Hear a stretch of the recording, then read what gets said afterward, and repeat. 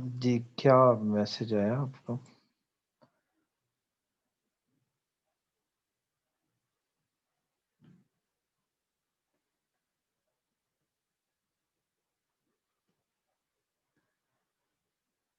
को आप नोट्स बना रहे हैं, उस टॉपिक को आपने रीडिंग करनी है एक एक दफ़ा, दो दो दफ़ा, और जो आपको साथ साथ आप वो पढ़ रहे हैं वो टेस्ट करने का मतलब ये है कि अब उसके ऊपर बातचीत, उसके ऊपर खुलना, उसके ऊपर ख्यालात का इज़हार, उसको लिखना, वो तो चलेगा ना। वो तो अब आप इतने अरसे से साथ-साथ बुक्स पढ़ रहे हैं, साथ-साथ चीज़ें देख रहे हैं और ऑनलाइन रिसोर्सेज़ देख रहे हैं। सबके ऑप्शनल सब्जेक्ट तो डिफरेंट है ना मलिक साहब, सबके एक तो नहीं है। तो वो जो साथ-साथ ऑनलाइन पढ़ रहे हैं, रीडिंग कर रहे हैं, हर रोज़ 2 सब्जेक्ट को साथ लेके चल रहे हैं, बेफस से आपको बताया है। जी, रिकॉर्डिंग शुरू कीजिएगा।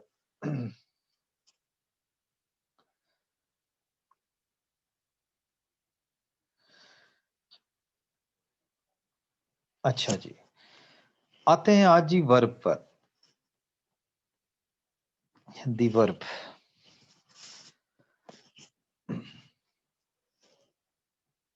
जैसा कि हम बहुत अच्छी तरह जानते हैं कि वर्ब ही जुमले की जान होता है। ये एक रीढ़ की हड्डी की हैसियत रखता है।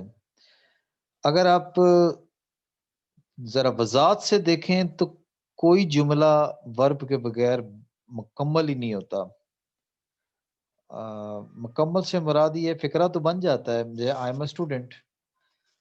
तो आप यहाँ देखें एम किसी न किसी हवाले से तो आया ही है।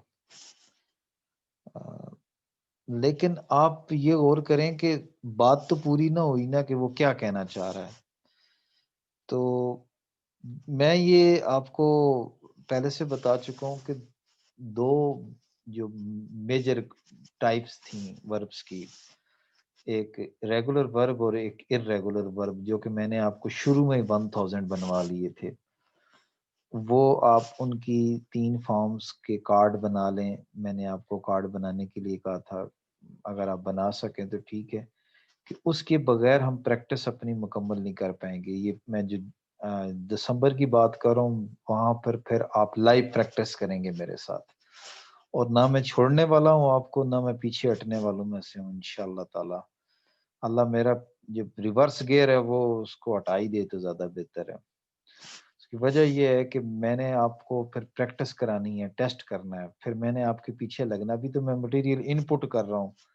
जब ये ट्रांसलेशन और प्रेसी और ये ऐसे ख़त्म कर चुकूँगा इंशाअल्लाह ताला, फिर इस्लामियात के ऊपर टॉपिक पे बात होगी, पाक स्टडीज़ पर होगी, सोशियोलॉजी पर होगी, बट जो-जो मुझे टॉपिक आता गया उस पर बात होगी और आप लोग आपस में डिबेट और डिस्कशन पॉइंट के हिसाब से करेंगे इंशाअल्लाह। आगे चलते हैं। अच्छा, वर्ब के अंदर अ,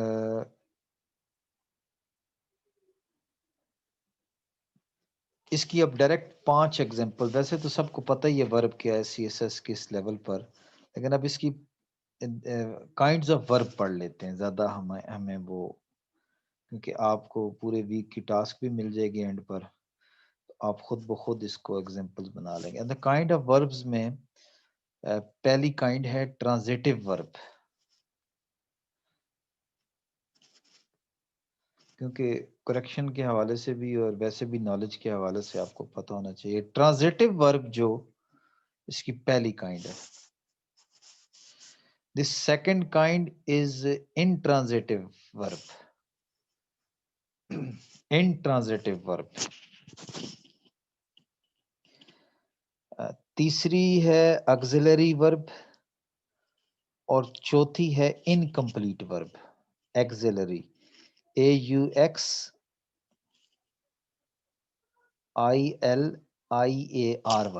Auxiliary verb.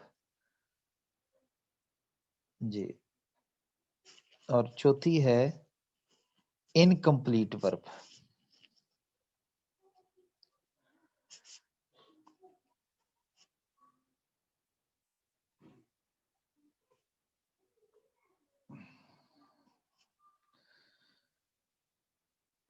अब आपने जो डॉन या द न्यूज़ आप पढ़ रहे हैं उसका दुरानिया बढ़ा दें। आपकी रीडिंग अब ज़्यादा हाई लेवल पर हो तो आप वो बढ़ा दें। मैं आपके साथ साथ हूँ, आप बेफिक्र रहें। अगले साल क्या होना है, लेकिन मैं आपके साथ, मैं देखता हूँ कि मेरे तैयार किए हुए बफज़ल खुदा इन 20 लोगों में से क्यों नहीं होते। मैं देखता हूँ 2% में आप क्यों नहीं आते। मैं सारा बंदोबस्त करता हूँ इंशाल्लाह, किसी को पीछे नहीं हटने दूंगा। अच्छा जी, ट्रांजिटिव वर्ब ये ऐसा एक्शन है, इसमें ऑब्जेक्ट मौजूद होता है और आप इससे सवाल किया जा सकता है। ये ट्रांजिटिव, इसकी एग्जांपल है कि आई हेल्प द पुअर, मैं गरीबों की मदद करता हूं। एग्जांपल मैं आपको दूंगा साथ।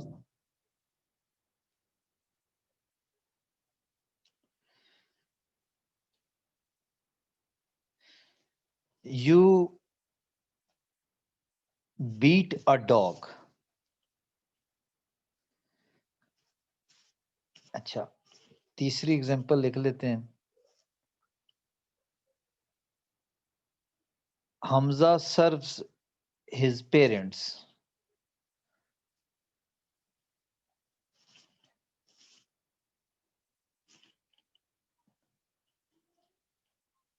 चलें एक पास्ट में ले लेते हैं। Khalid broke the glass yesterday.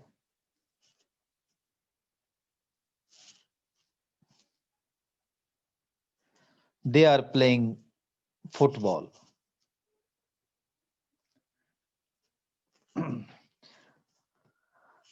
अब ये देखें ट्रांजिटिव वर्ब की, अब help, beat, serves, broke, playing, ये सब ट्रांजिटिव की मिसालें हैं।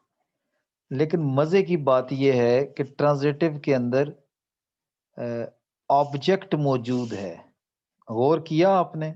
किसको समझ आई है 3 प्रेस करें। ऑब्जेक्ट मौजूद है। अगर गौर करें तो ऑब्जेक्ट मौजूद है। आपको अगर ऑब्जेक्ट नजर आ रहा है तो 3 प्रेस करें। ये ट्रांजिटिव वर्ब है जिसके साथ आप ट्रांजिटिव वर्ब के साथ आप ऑब्जेक्ट को भी देख रहे हैं। यहां तक क्लियर हो गया?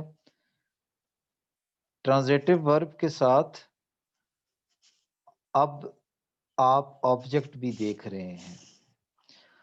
अब आ जाता है इनट्रांजिटिव वर्ब। जिस वर्ब के साथ ऑब्जेक्ट आए उसको ट्रांजिटिव वर्ब कहते हैं। अब इनट्रांजिटिव वर्ब में एग्जांपल लेते हैं। He stands.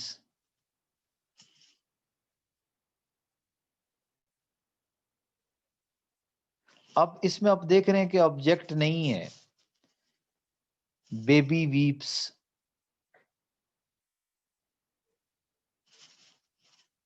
I smile. The moon shines.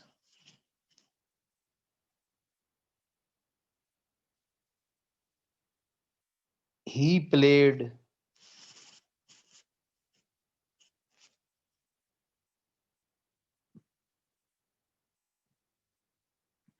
अब आपने देखा कि इसके साथ ऑब्जेक्ट नहीं आया। Stands,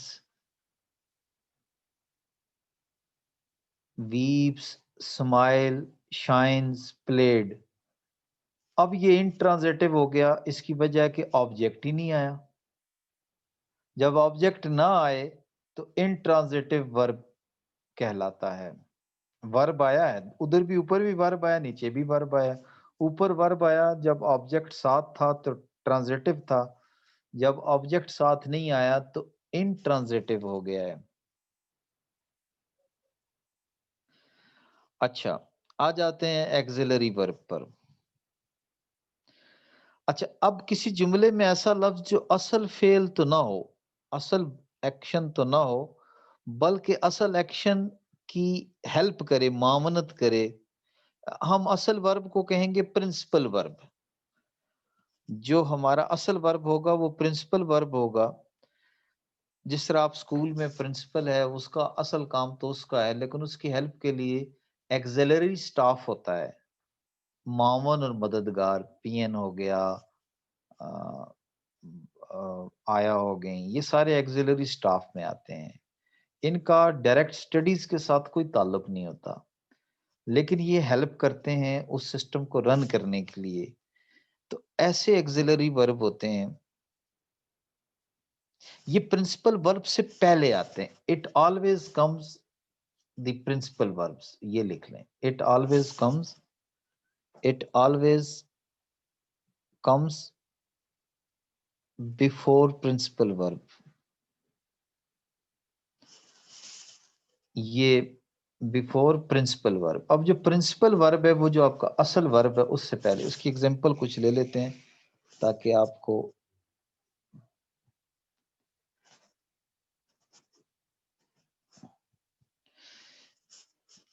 Hamza is studying,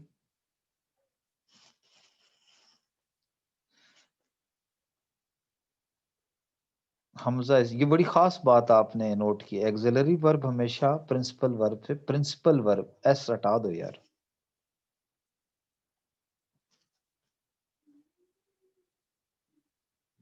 principal verb क्यों बार बार मिस्टेक दे रहे हैं, पीएल करो ना, हाँ पीएल, बिफोर दी कर दो, दी आएगा। Hamza is studying, I am writing a letter, they are singing a song, I am writing a letter, they are singing a song, Amjad has many cattle, you may go, you may go, Amjad has many cattle, you may go, you have a good book। अब मैं इसकी example देता हूँ कि axillary verb की एक list है, वो मैं बता देता हूँ। They will come here, I shall speak the truth,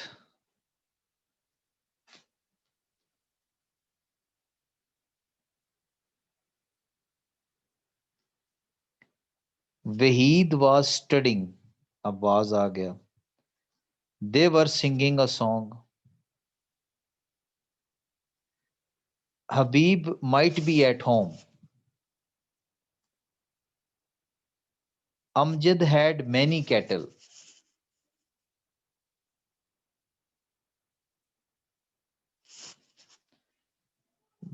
Wahid was studying, लिख लिया आपने, Wahid was studying, they were singing a song, they were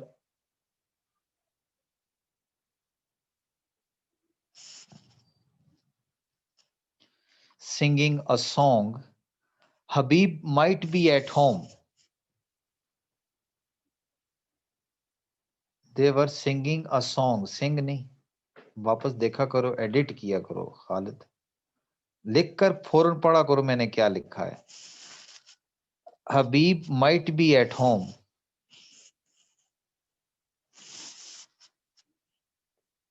Amjad had many cattle,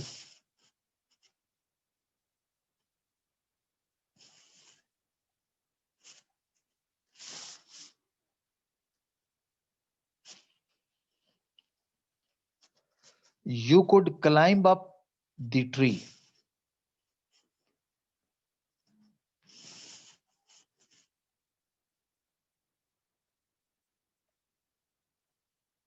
you could climb up the tree, Aslam had slept It might rain today.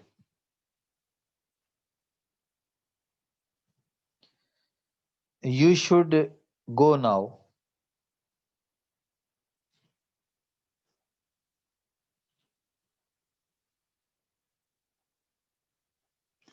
अच्छा, इनकी आप ये जो आपने will, has, मे, ये सारे एक्सिलरी, मैं इसकी एग्जांपल दे देता हूँ।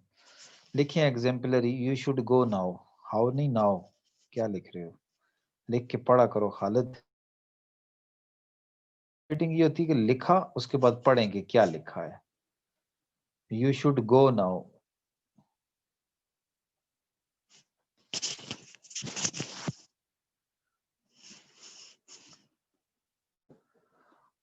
You should go now, Khalid लिख के पढ़ा करो।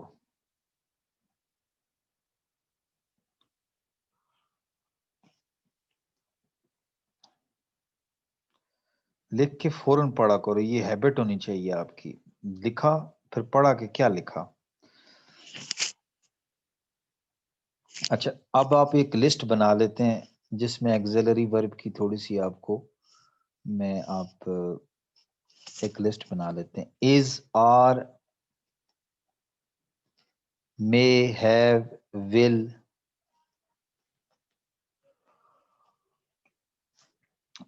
ये लारेब आपने वो पिंटरेस्ट से उठा के यहाँ पे बीच में डाल देनी है।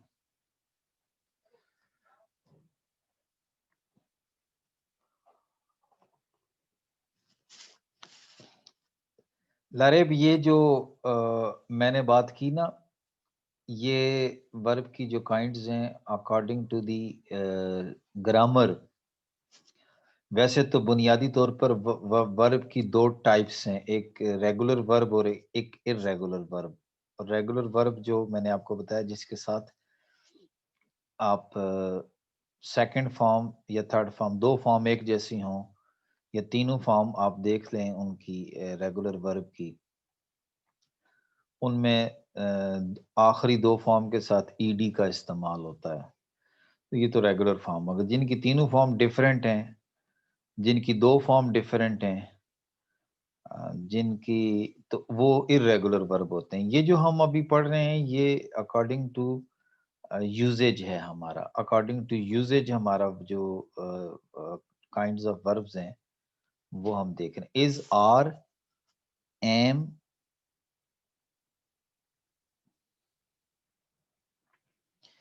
बी, बी, एम, ए एन एन नहीं, am, am, be, can, has, have, had, must, शैल।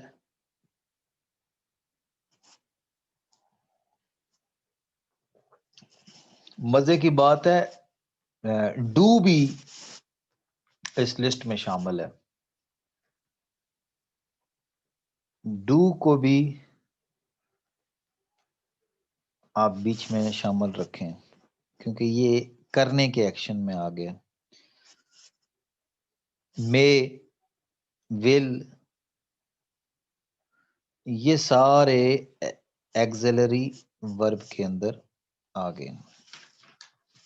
वो लिस्ट वहां से पिंटरेस्ट से उठा के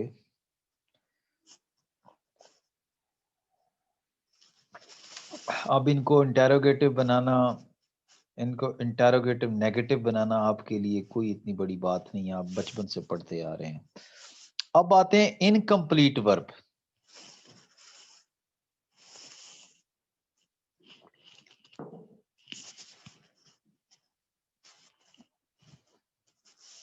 इनकम्प्लीट वर्ब,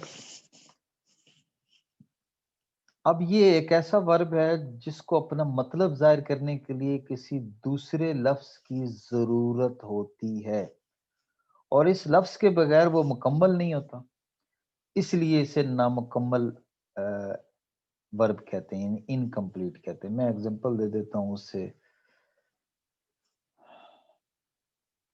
मैं मिसाल देता हूं कि अगर इनके इनके बाद आने वाले अल्फाज हटा दिए जाए तो ये अपना मतलब वाज़ेह नहीं कर सकते। अच्छा, शी लुक्स ब्यूटीफुल।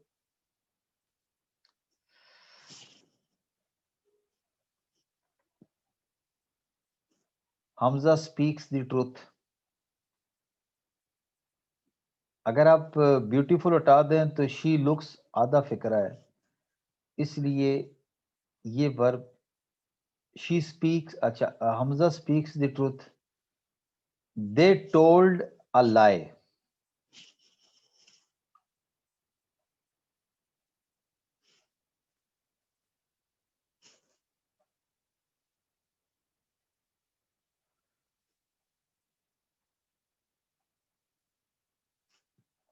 अच्छा, अब आ जाते हैं Hamza speaks the truth, H डालो। अच्छा चलो, दे टोल्ड अ लाई। अब यहां पर आपने लुक्स, स्पीक्स और टोल्ड देखा कि ये एक इनकम्प्लीट वर्ब है। यहां पर दो बातें करना बहुत जरूरी है।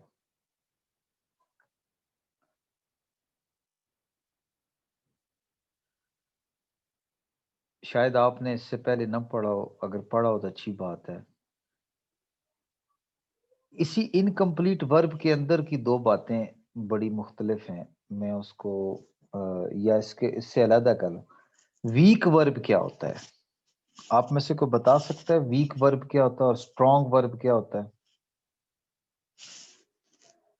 खालिद लिखें यहां पर वीक वर्ब और स्ट्रॉन्ग वर्ब।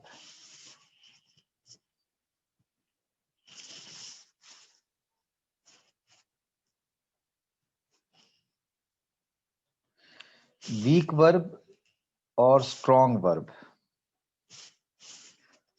कोई बंदा है बता सकता है वीक वर्ब क्या होता है और स्ट्रॉन्ग वर्ब क्या होता है?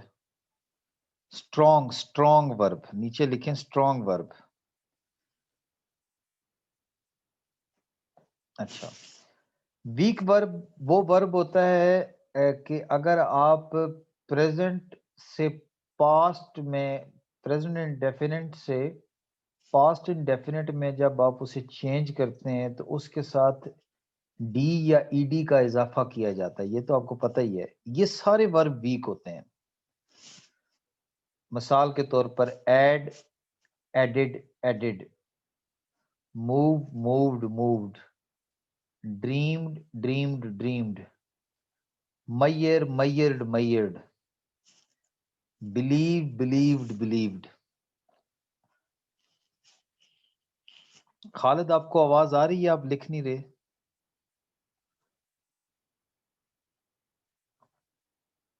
लिखे ना, वीक वर्ब लिखे।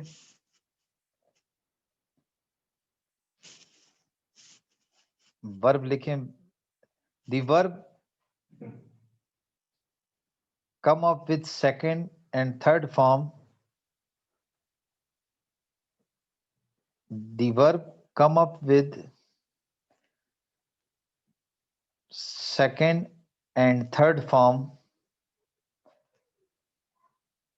containing d or ed, containing d,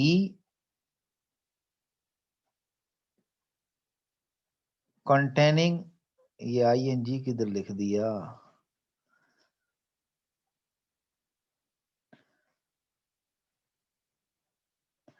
D, छोटा डी डालो ना, और ed at the end, D और ed at the end। Example लिखें, एड, एडिड, एडिड।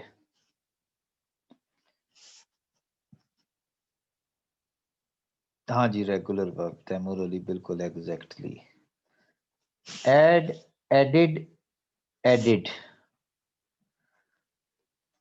दूसरी मिसाल लिखें, मूव, मूव्ड, मूव्ड। नीचे लिखें एंटर करके। अच्छा, इंग्लिश में अच्छा हो गया खालिद, कोई ऐसी चीज रख लिखता है तो मुझे।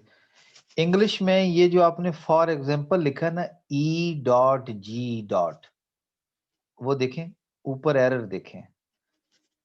ई को छोटा करें,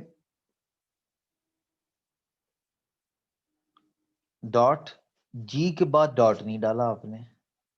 जब आपने ई के बाद डॉट डाला है तो फिर जी के डॉट भी नहीं, सेम भी हो सकते हैं, कोई ऐसी बात नहीं है। हम तो सिर्फ उसकी पहचान कर रहे हैं कि अच्छा अगर ऐसे आए तो फिक्रे में। अब कई दफा तो इनकम्प्लीट वर्ब, हाँ इनकम्प्लीट वर्ब के साथ आपने ट्रांजिशन, जो आपने पहला वर्ब देखा ना वो उसमें तो ऑब्जेक्ट साथ आया, लेकिन इसमें जो इनकम्प्लीट वर्ब के बाद अगर आप देखें ना, दे टोल्ड अ लाई। अब दे टोल्ड खाली सेंटेंस से आप लिखेंगे तो बात पूरी नहीं होगी, तो अगला जब तक वो अब बाद वाले जो अल्फाज इसके आते हैं अगर वो हटा दिए जाए तो ये अपना मतलब वाज़ह नहीं कर सकते, इसलिए इसको इनकम्प्लीट वर्ब कहलाते हैं। अच्छा ये वर्ब आए हैं ऐसे तब, यूज ऐसे हुए हैं तब ये इनकम्प्लीट है, अदरवाइज वर्ब के अंदर कोई प्रॉब्लम नहीं है, लुक्स के अंदर प्रॉब्लम नहीं है, स्पीक्स के अंदर प्रॉब्लम नहीं है, टोल्ड के अंदर प्रॉब्लम। लेकिन वो ये कहते हैं कि जब ये वर्ब यूज होते हैं तो उसके बाद आने वाले बाकी फिक्रे के जो अल्फाज हैं अगर वो ना आए तो बात कंप्लीट नहीं होती। बस इतना जान लेना काफी है आपके लिए, आपको इससे ज्यादा जानकारी की जरूरत नहीं है। Move, moved, moved, moved, moved, moved, ये सिर्फ आपकी नॉलेज के लिए कि आपको पता हो, बाकी शायद आपसे उन्होंने पार्ट्स ऑफ स्पीच के बारे में ज्यादा नहीं आपसे पूछना, वो करेक्शन में अगर आप आ जाएं तो आ जाएं, लेकिन आपको ओवरऑल पता हो कि मैं क्या कर रहा हूं या क्या कर रही हूँ। इसके बाद है स्ट्रॉन्ग वर्ब।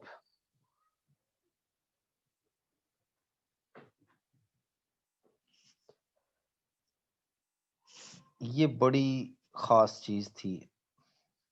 अच्छा ये जो आपने फॉर एग्जांपल लिखा है ई डॉट जी डॉट, ये ग्रामर के अंदर कभी भी भूल के भी इस्तेमाल नहीं करनी। ये E dot G, that is I dot E, ये जो आप लिखते हैं that is I dot E dot, ये और ये ऊपर जो आपने खालिद ने फॉर एग्जांपल लिखा है ये कभी भी नहीं लिखिएगा आप, एग्जैक्टली वही लिखेगा दैट इज। ये इंग्लिश लैंग्वेज के साथ या ग्रामर के साथ इन लोग इन चीज़ों का कोई काम नहीं है, ये क्योंकि एब्रीवेशंस हैं और शॉर्टकट्स यूज होती हैं मुख्तलिफ बिजनेस कम्युनिकेशन के अंदर, इसलिए ऐसे लिखे जाते हैं शॉर्ट करने के लिए, तो हम इंग्लिश में इनका इस्तेमाल नहीं करेंगे। अच्छा स्ट्रॉन्ग वर्ब जो है,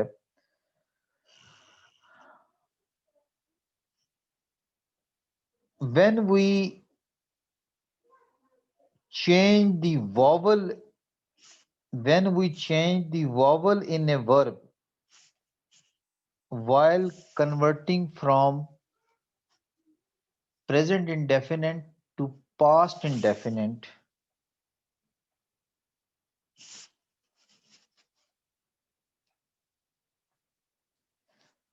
when we change the vowel in a verb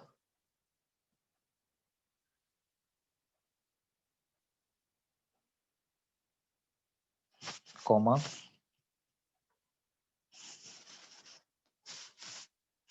when we change the vowel in a verb while, sorry, yeah, when we change the vowel in a verb to change its present indefinite form to past indefinite form, to change its present indefinite form to past indefinite form, and we do not add d or ed at the end, and we do not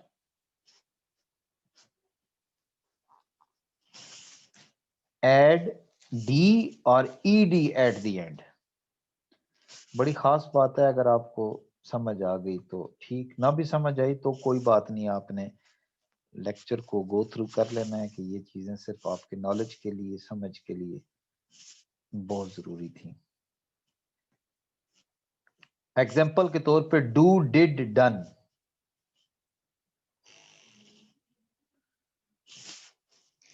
for example do, did और done, 3 examples हैं। ये strong verb हैं, strong verb. Do, did और done. Sleep, slept, slept.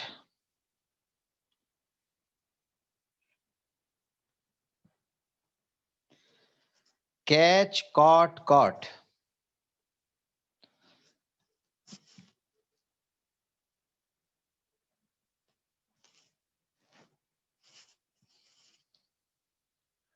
बस इतना आपके लिए काफी है। Catch, caught, cot.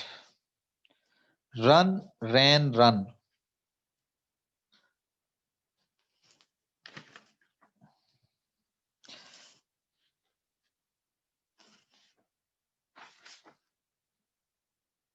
अच्छा जी, अब चलते हैं हम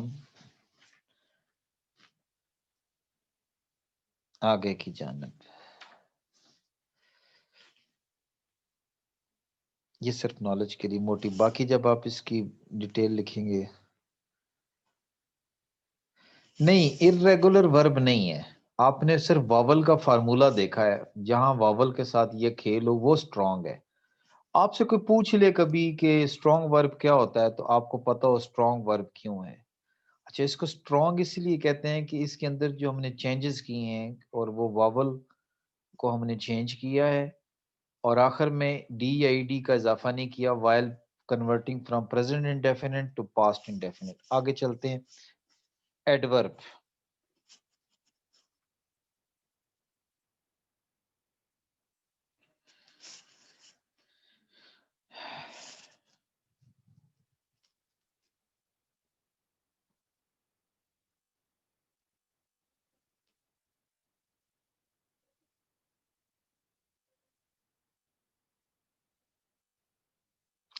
अच्छा, बड़ा सादी सी बात है कि एडवर्ब जो होता है वो वर्ब की हेल्प करने के लिए आता है, या एडजेक्टिव की को उसके जो फीचर्स हैं उसको बयान करने के लिए आता है।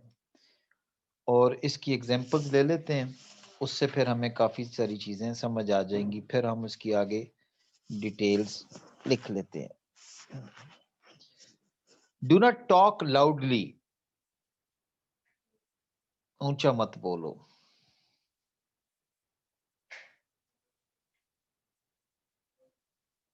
You should walk slowly.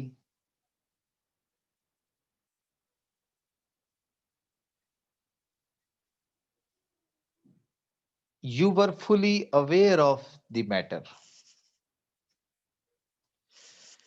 You were fully aware of the matter.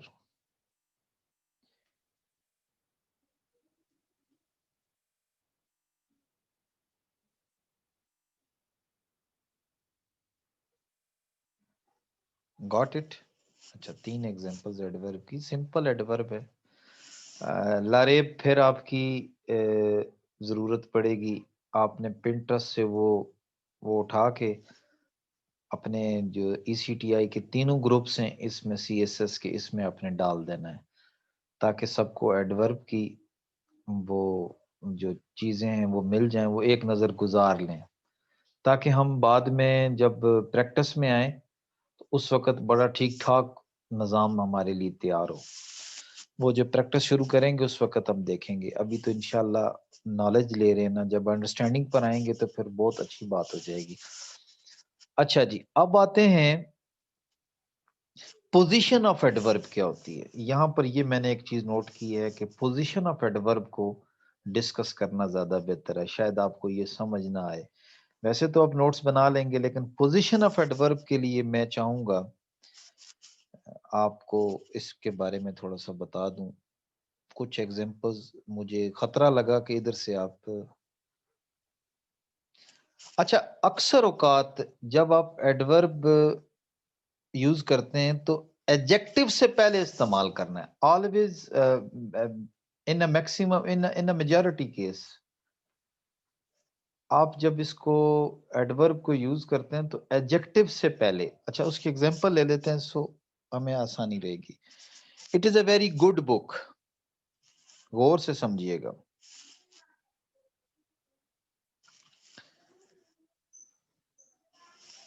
Khalid आवाज आ रही है?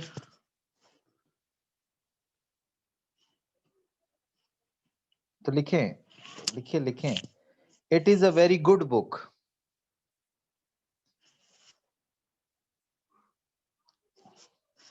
It is a very good. अब देखिए गुड आपने इस्तेमाल किया और वेरी को आप इस्तेमाल कर रहे हैं एडवर्ब के तौर पर, तो आपने गुड से पहले इसको यूज किया।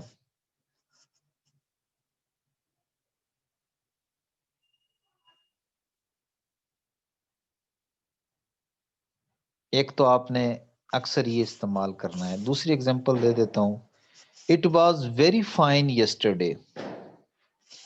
यहां पे हमने देखें वेरी को पहले इस्तेमाल किया। It was very fine yesterday.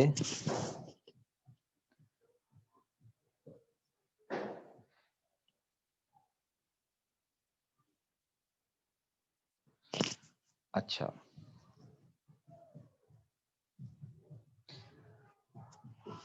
ऊपर इसकी पोजीशन ऑफ एडवर्ब में पहला पॉइंट लिख लें ताकि आपको ये जो दो एग्जांपल्स आपने लिखी हैं इसको तसी हो जाए। और इसको पॉइंट से हटाकर इसकी जिस तरह आपने ऊपर एक लाइन लिखी थी, खालिद इस तरह एक लाइन लिख लें कि some time we use adverb before adjective.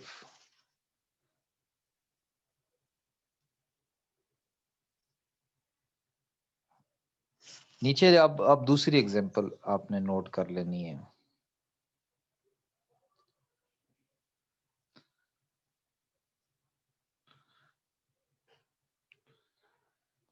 अच्छा, अब यहां पर आपने थोड़ा एंटर करके गैप दे दें, दो दो मसाले काफी हैं। आगे आप नीचे नीचे गैप देना था, आपने ऊपर दे दिया। हाँ, इसके आप अब यहाँ पे एक और लिखें, sometimes we use it, we use the adverb between verb and auxiliary verb.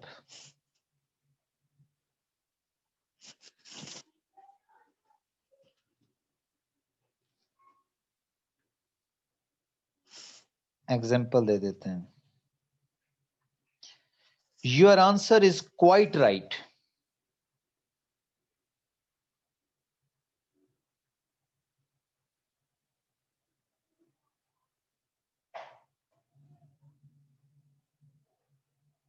Auxiliary वाई डालें,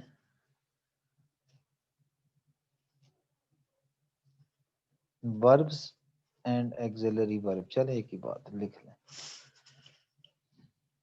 your answer is quite right. अब देखें क्वाइट इज और उसके दरमियान आ गया जो भी अगला वर्ब है, RIGHT right.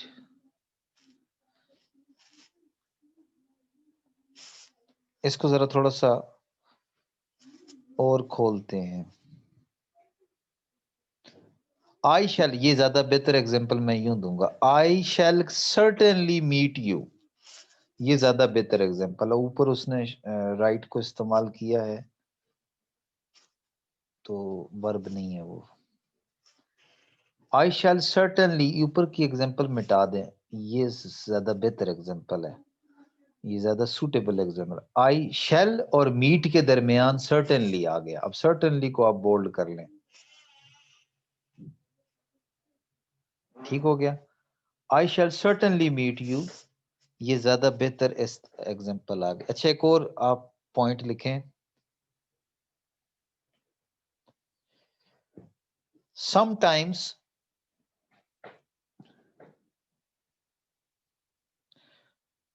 We insist on action verb. We insist on action verb.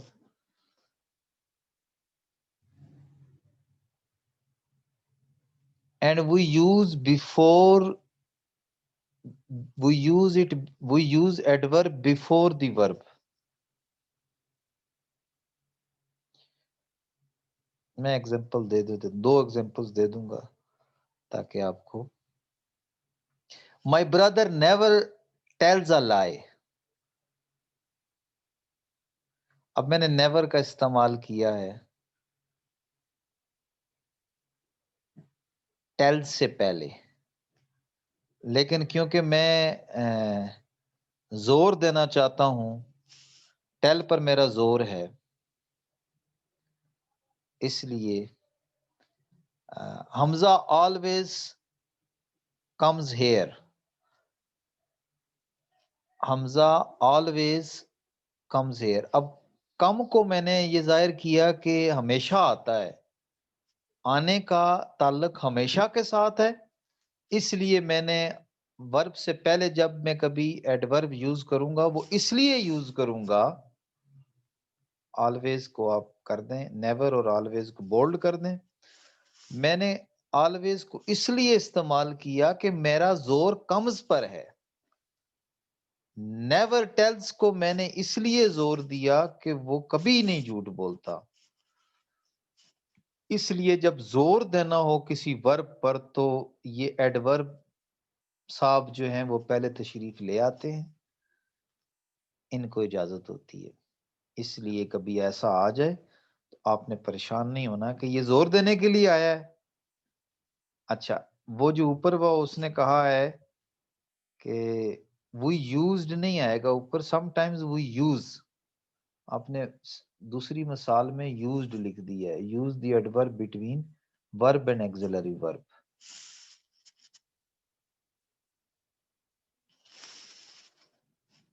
हाँ, ये used लिख दिया आपने। सेकंड, समटाइम्स सेकंड वाले में used को ed हटा दे, use, sorry, use, we use। अच्छा, अब आ जाते हैं जनाब, थोड़ी सी जरा चेंज बात है, लेकिन इसको भी समझना है, यहां से भी बहुत सारी मिस्टेक्स हो जाती हैं और हम इनको,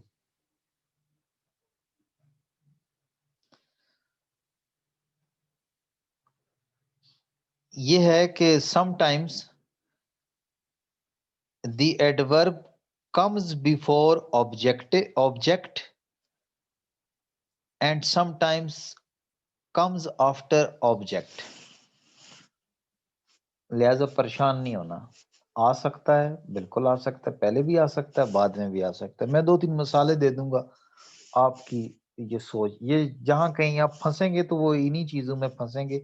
बाकी आप रूटीन से आपको लारेब वहां से वो भेज देगी, एडवर्ब क्या होते हैं, एडवर्ब की वो सारी चीजें, तो वो आपको एक नजर में ही समझ आ जाएगी, कोई इतना बड़ा इश्यू नहीं है। ठीक है लारेब, आपने बेटा ये करना है। मैं एग्जांपल देता हूं। I was fully aware of the matter.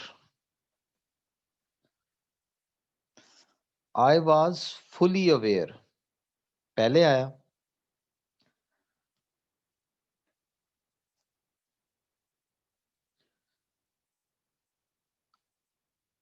I saw him once,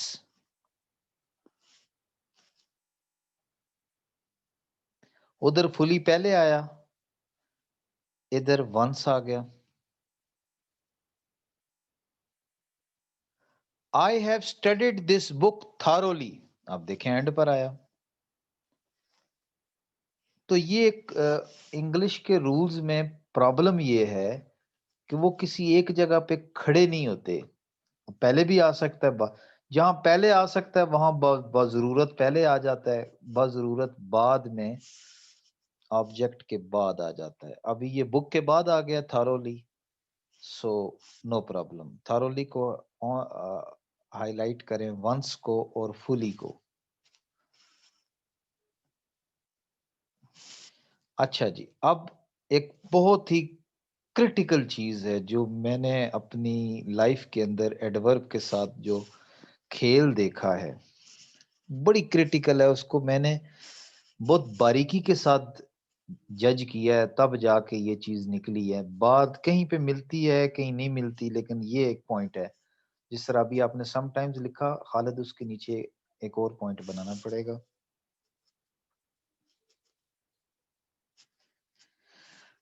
मुसीबत ये है कि ये कभी एक वर्ब से पहले भी एडवर्ब यूज होता है और कभी वर्ब के बाद भी इस्तेमाल होता है। We can use the verb, we can use the adverb, लिखो point Khalid.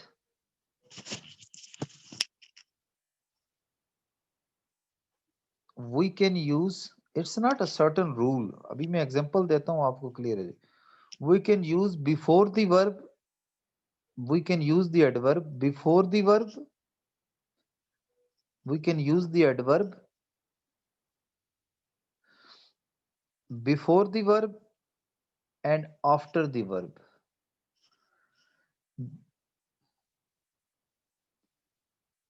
After the verb, example देता हूं। You should walk slowly।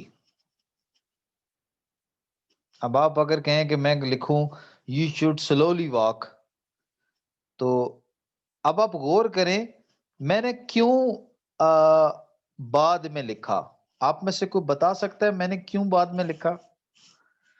कोई नेक बख्त बता सकता है? कोई एक ट्राई करे।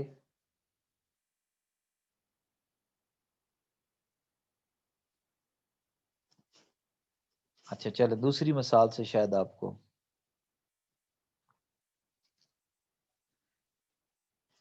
He was speaking loudly।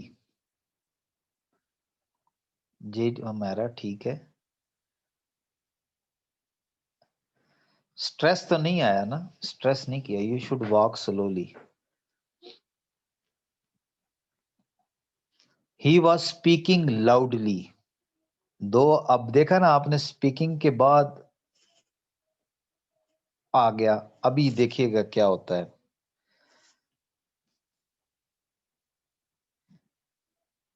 He always speaks the truth. अभी देखें, ये पहले आ गया।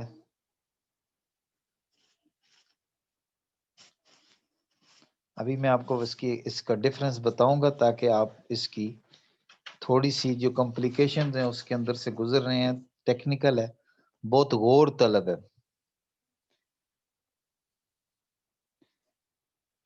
अभी पहले जब आएंगे उसकी मैं वजह बताऊंगा क्यों आया है।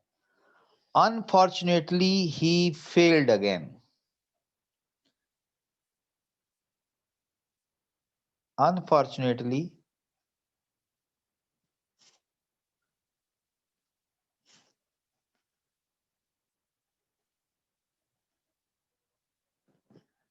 he failed again। Definitely the work is beautiful।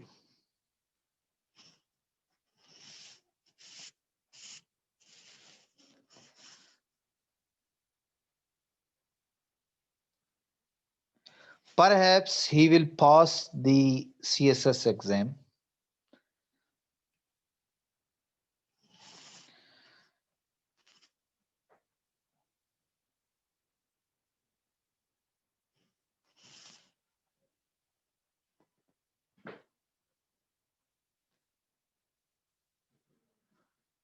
अच्छा,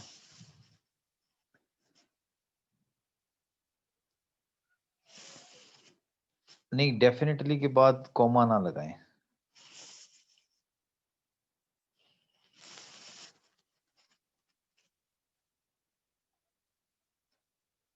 ये अनफॉर्चुनेटली के बाद तो आ सकता। तो ये जो तीन बातें हैं, अनफॉर्चुनेटली, डेफिनेटली, परहैप्स, ऑलवेज, ये हमेशा पहले आते हैं, ज़हन में रखिएगा। ये हमेशा पहले आते हैं। वो जिनके साथ एक्शन, ऊपर करें जरा थोड़ा सा खालिद, ऊपर करें। जिनके साथ एक्शन ऐसे ऐसे डिफाइन हो रहा है कि जो एक्शन की हालत को बता रहे हैं, ऊपर करें खालिद। अच्छा,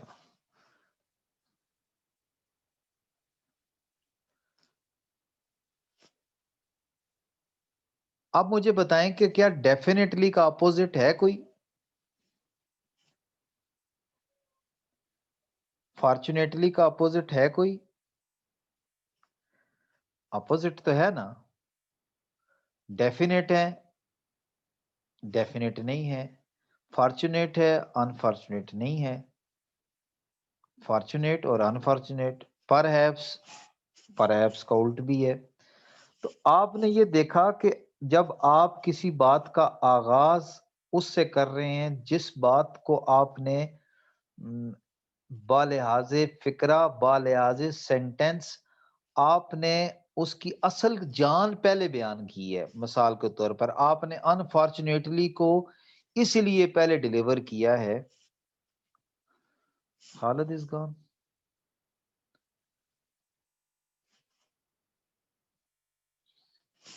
स्क्रीन शेयर नहीं हो रही।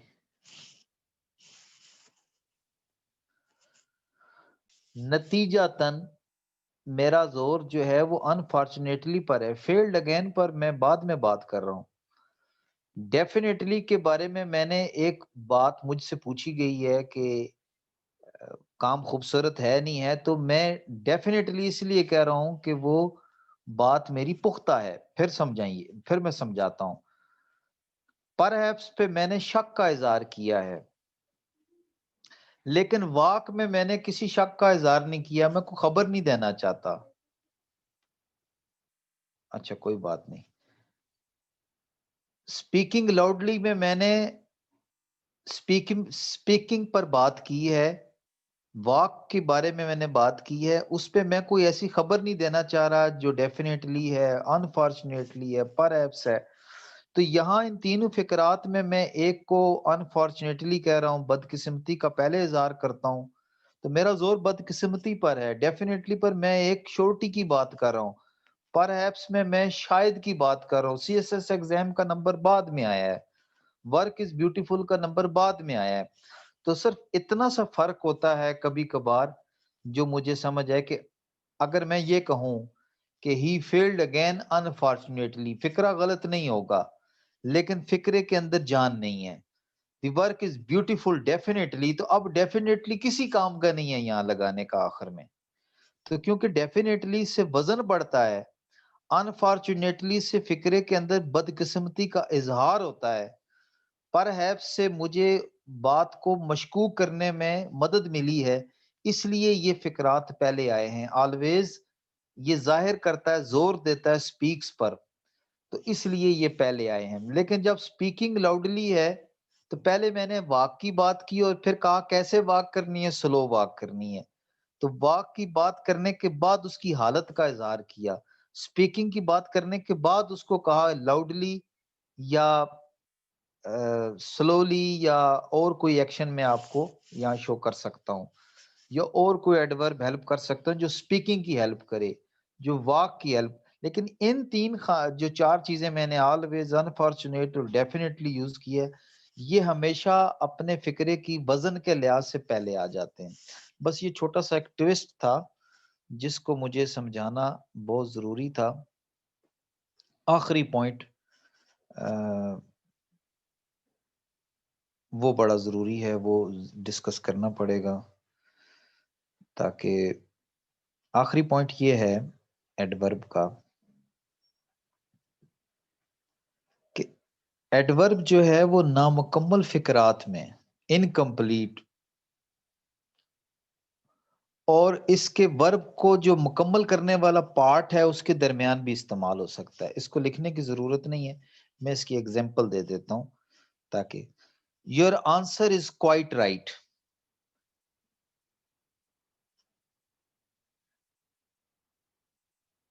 Hamza will always serve you, देखें ऑलवेज आ रहा है।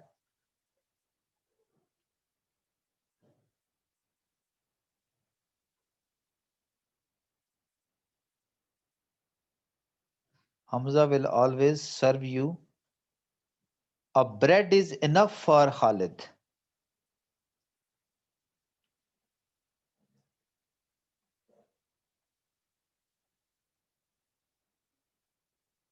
ये कोई इतने ज्यादा अहम नहीं है, लेकिन मैंने वैसे इसको मेंशन करना था।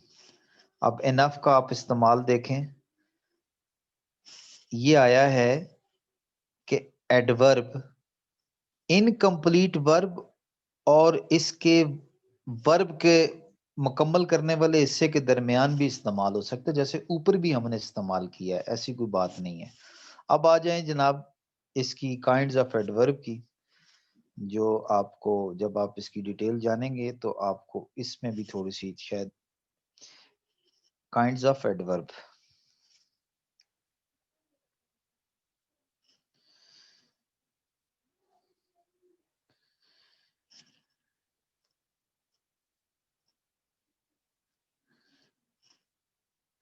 एडवर्ब ऑफ टाइम है,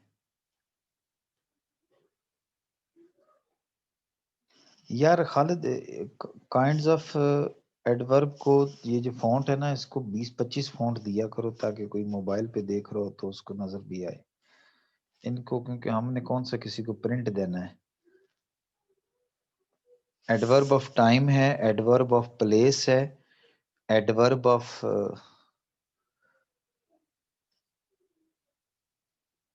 नंबर है, adverb of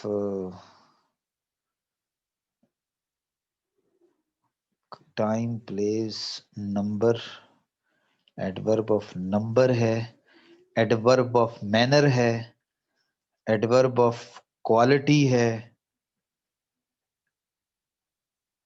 adverb of reason है,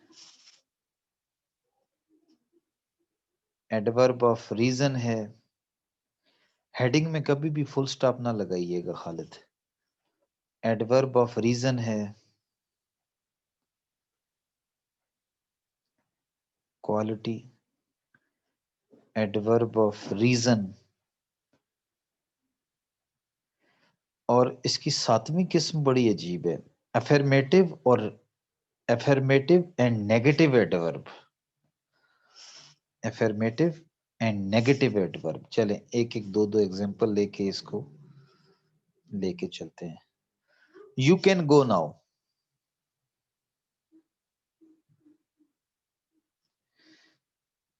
तेज करें Khalid. Adverb of time,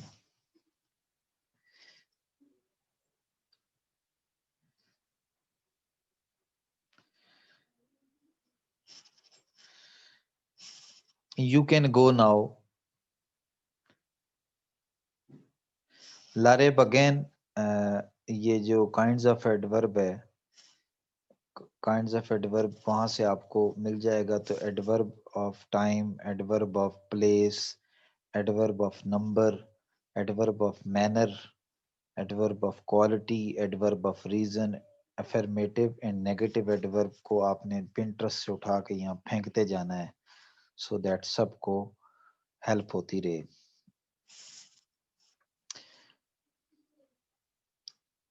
Hamza will reach सोन, ये जरा थोड़े मुख्तलिफ है, मैं इसलिए लिख रहा हूं। हमजा विल रीच सोन,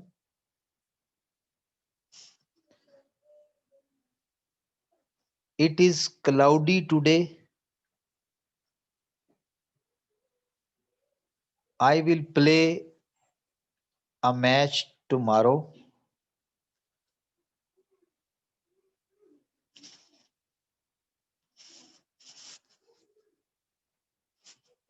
ये सारे बहुत सी और भी आपको यहाँ पे टाइप्स मिल जाएंगी।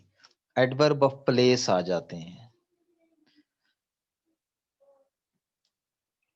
हबीब इज लिविंग हेयर,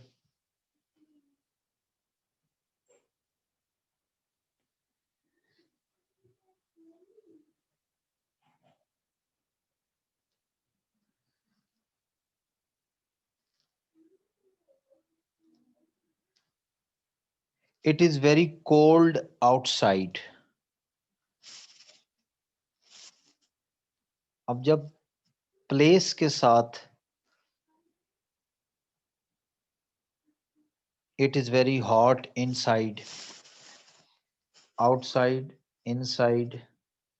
अब ये हेयर, आउटसाइड, इन दोनों को आप तीसरी एग्जांपल लिख लें, it is very hot inside.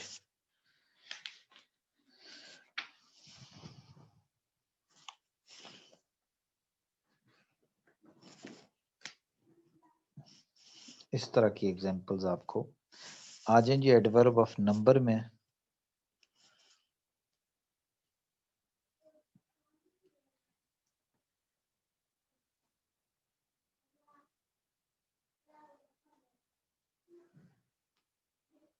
I take tea thrice a day. I take tea thrice a day या twice a day. I take tea twice a day.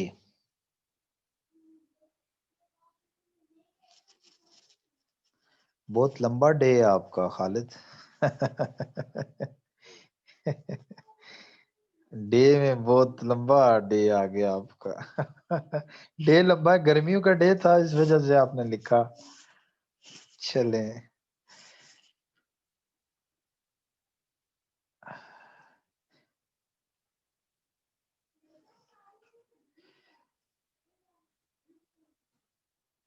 अच्छा, चलें एक एग्जांपल ही काफी, आगे चलते हैं। एडवर्ब ऑफ मैनर, बाकी ये आपको लारेब असला सप्लाई कर देगी। वो आप एडवर्ब ऑफ नंबर देखेंगे तो आप उसकी एग्जांपल्स देखेंगे तो सारा आप इस्तेमाल कर लेंगे।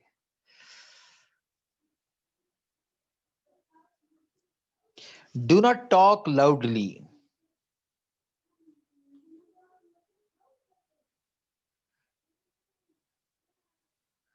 Pakistan army fought bravely. अब ये मैनर्स पर बात हो रही है। जब वर्ब मैनर के लिहाज से एडवर्ब आए, अब लाउडली ब्रेवली ये आपने मैनर के लिहाज से एडवर्ब देखी। एडवर्ब ऑफ क्वांटिटी,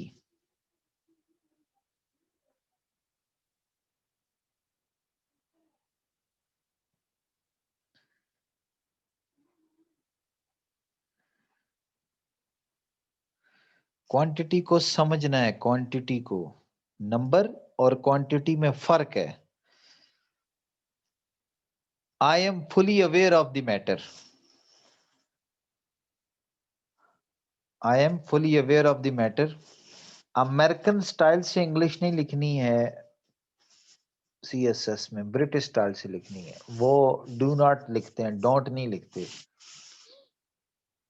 अगर आपने एक थीम के साथ चलना है तो सिर्फ ब्रिटिश स्टाइल से ही लिखनी है।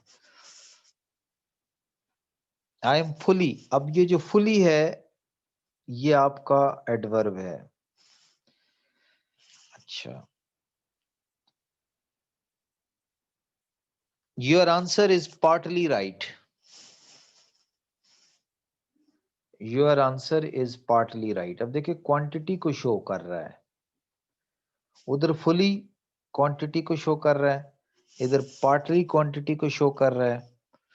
यू आर टू लेट, अब ये भी एक जनरली बोला जाने वाला लफ्ज है। अब ये बता रहा है कि बहुत ज्यादा लेट हो गए हैं आप, किसी न किसी मिकदार को जाहिर कर रहा है।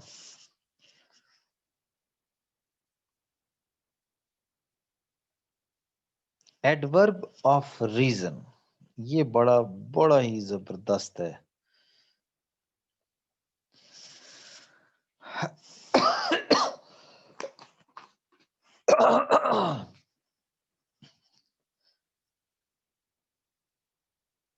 Hamza could not come because he was ill. अब ये जो बिकॉज मैंने यूज किया है, ये मैंने एडवर्ब ऑफ रीजन के तौर पे यूज किया है।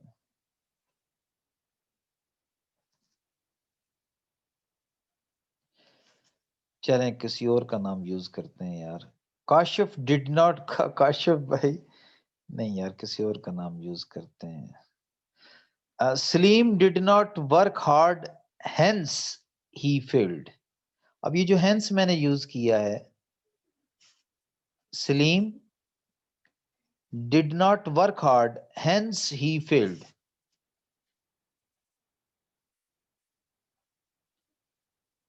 Work hard, hence he failed. अब ये जो मैंने हेंस यूज किया है, ऊपर बिकॉज यूज किया है, ये मैंने रीजन बयान की है। और जब रीजन बयान करने के लिए जब मैं कोई एडवर्ब यूज करूंगा, बिकॉज और हेंस को बोल्ड कर दें।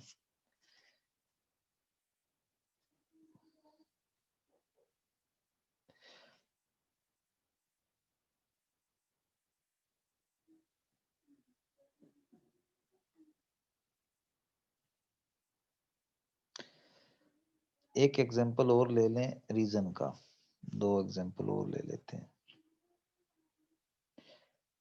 आई had gone to Lahore, comma, I had gone to Lahore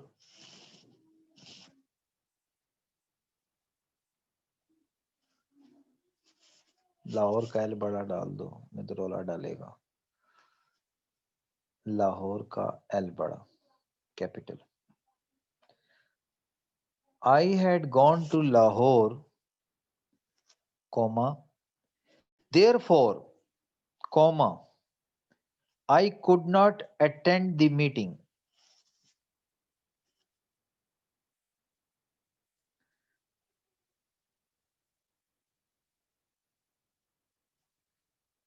Therefore, I को कैपिटल कर दूं। अब देखें, therefore को मैं यहां पर एडवर्ब के तौर पर इस्तेमाल कर रहा हूं, तो मैंने रीजन बयान की है। जब मैं रीजन बयान करूं उस वक्त एडवर्ब यूज करूं तो एडवर्ब ऑफ रीजन है। आखिरी दो बातें रह गई हैं, अफर्मेटिव एंड नेगेटिव एडवर्ब, ये भी बड़ी दिलचस्प है।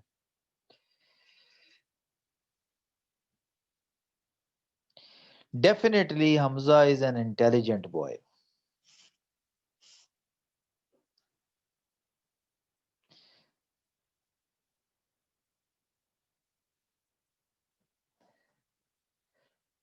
बेशक हमजा एक ज़हीन लड़का है। Perhaps it will rain today. शायद आज बारिश होगी।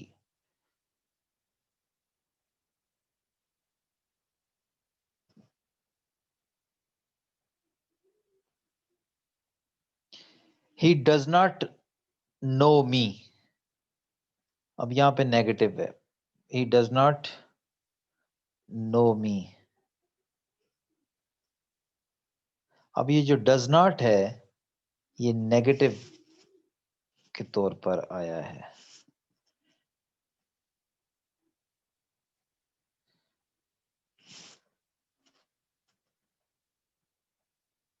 अच्छा जी,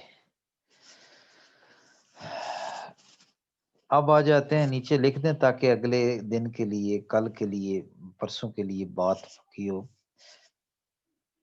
आप लोगों के लिए ना तो ये एडवर्ब मुश्किल है, वो आपको लारेब, लेकिन आप लोगों ने कल का दिन जो गुजारना है, ये आपका टास्क है द प्रेपोजिशन। आपने टास्क प्रिपेयर करना है सैटरडे को। You have to come up with the topic, you have to come up with the topic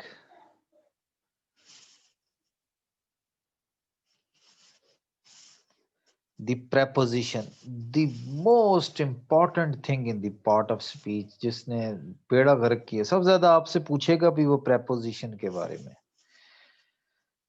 preposition जो है,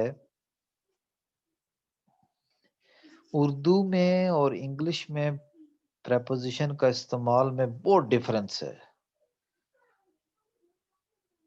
तो अब किसी और को ड्यूटी देते हैं, हम में से और कौन है ऐसा जो preposition के, Adil, are you ready for that? Adil और अक्सा, आदिल, अक्सा और उमर, तैमूर, चार लोग हैं। आप चारों ने प्रेपोजिशन की वो जो पिंटरेस्ट से जो चीजें उठा उठा के बिस्मिल्लाह करनी है प्रेपोजिशन की, जुम्मे वाले दिन आपने प्रेपोजिशंस की ये उठा उठा के डालनी है। तो आपने प्रेपोजिशन को छेड़ना है ताकि मैं जब कल प्रेपोजिशन शुरू करूं तो अच्छी तरह आपका, क्योंकि आपका अगर सीएसएस में जो दूसरा पेपर है उसमें प्रेपोजिशन का ठीक ठाक इस्तेमाल है और वो छेड़ेगा भी प्रेपोजिशन ही आपको, और प्रेपोजिशन में ही मार खा जाएंगे। लेकिन बड़े मजे की है preposition. What is he to you, अब रिश्ते के लिए टू का इस्तेमाल हो रहा है, रिलेशन के लिए। इस तरह की जो आप एग्जाम्पल्स बना बना बना बना के प्रेपोजिशन का कहीं से तलाश करके 100 200, आप 4 लोग हैं, आपने पिंटरेस्ट को छोड़ देना है। पिंटरेस्ट का मैं काम लारेब को दे दूं। आपने क्या करना है कि 100 प्रेपोजिशन जो यूज हुई हैं कहीं कहीं से भी उठा के उसको 100, काशिफ भाई आप भी शामिल हो जाएं, 5 लोग हैं, 500 के करीब प्रेपोजिशंस का बेहतरीन इस्तेमाल हो, और वो आपने फेसबुक पर अपनी जो पेज है हमारा ECTI का, जो जहाँ पर आप, वहां पर आपने डाल देने ताकि सबको मिलते जाएं। मैसेंजर पे भी डाल देना और व्हाट्सएप पे भी काट के डालें या लिख के डालें या जो भी आप टाइप करके डालें, लेकिन वो टाइप किया वो ज्यादा बेहतर है। उसमें आपने प्रेपोजिशन को, सिर्फ प्रेपोजिशन को, प्रेपोजिशन एक सेंटेंस में what is he to you, अब टू जो है वो आपने प्रेपोजिशन इस्तेमाल की है वहां पर। देखें ना, आई एम अफ्रेड ऑफ, अब अफ्रेड के साथ हमेशा ऑफ लगता है। I am agree with you, I am agree with you, अब आपने एक फिक्रा बनाया I am agree with you, तो अब आपने एग्री और विद को आपने इकट्ठा बोल्ड करना है।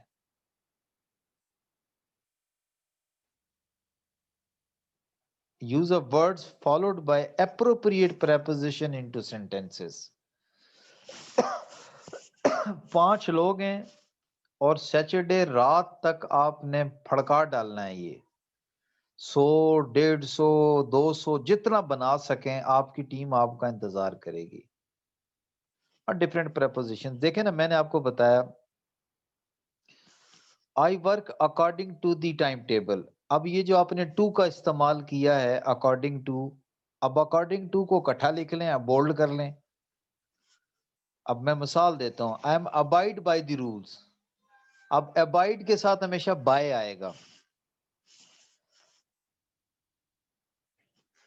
Afraid of, agree with, agree to, ये आपको use of words followed by appropriate preposition into sentences का टास्क है। 5 लोगों को मिला है और 5 के 5 लोग इसको करेंगे और यहाँ पर पोस्ट करेंगे। आई होप कि आपको काम समझ आ गया होगा।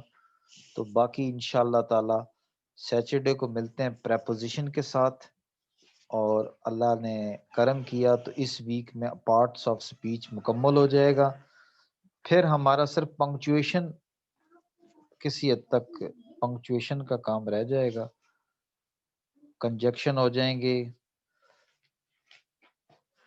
कंजंक्शन के बाद असल में पार्ट्स ऑफ स्पीच के बगैर ना ऐसे की तरफ जा सकते हैं ना ट्रांसलेशन की तरफ जा सकते हैं।